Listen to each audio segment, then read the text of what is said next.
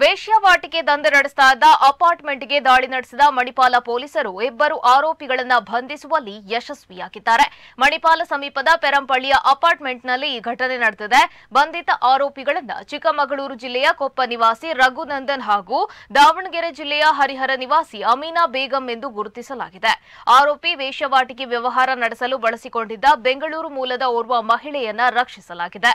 ಈ ಬಗ್ಗೆ ಮಣಿಪಾಲ ಪೊಲೀಸ್ ಠಾಣೆಯಲ್ಲಿ ಪ್ರಕರಣ ದಾಖಲಿಸಿ ಆರೋಪಿಗಳನ್ನ ನ್ಯಾಯಾಂಗ ಬಂಧನಕ್ಕೆ ಒಪ್ಪಿಸಲಾಗಿದೆ.